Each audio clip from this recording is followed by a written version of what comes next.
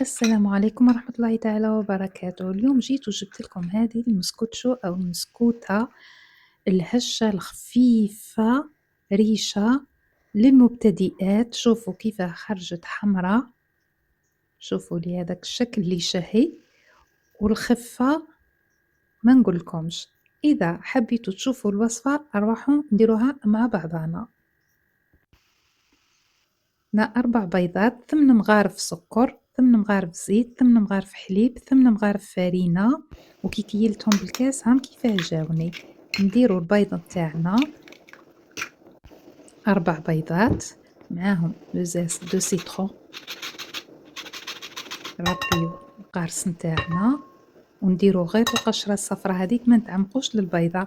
هنا كيما راك تشوفي في الكاس قد جاني السكر هذو 8 مغارف، كاس ماشي معمر كيلتهم بالمغرفة تاع الكافي وبالكاس. وهنا 4 كاس تاع الزيت وجاني 8 مغارف كذلك. نديرو الزيت تاعنا بشوية على دفوات. هنا نحيو الباطيط تاعنا نحتاجو غير الفوي، نخدمو بالفوي كيما تشوفي.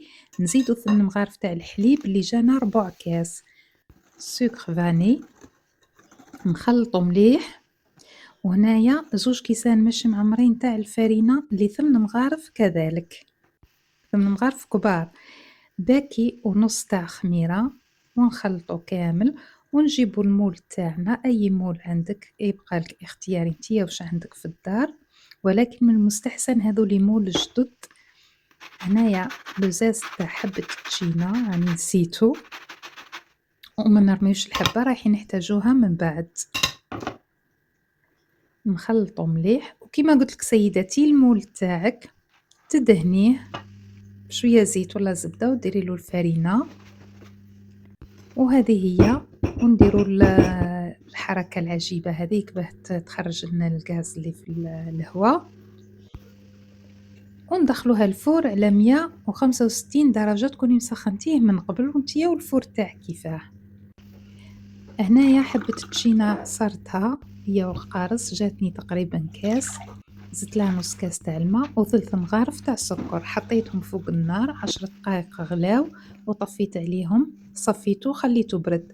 هذه المسكوتشو تاعنا راها واجده، تستيوها. شوفوا هنا راها طايبه مليح كيما راكم تشوفوا اللون تاعها يشهي. السيرو تاعنا برد، نروحو نثقبوها كامل باه يدخل فيها هذاك السيرو، نشربوها بالسيرو ونخليوها تبرد ونديموليوها. وإذا عجبكم الفيديو نتاعي ما تنساوش تخليوا لنا جيم ولايك وتفعلوا الجرس باه يوصلكم الجديد. وكانت هذه هي المسكوتة نتاعي بكل تفصيل.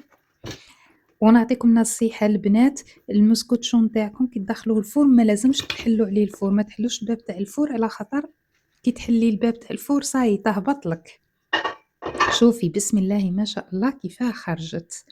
وهنا ما بقى لي غير ندير فنجان قهوة حليب ونقعد نستمتع بريحة القارص والتشينا. وهذا مكان وبارك الله فيكم، ونتلاقاو في فيديو جديد إن شاء الله.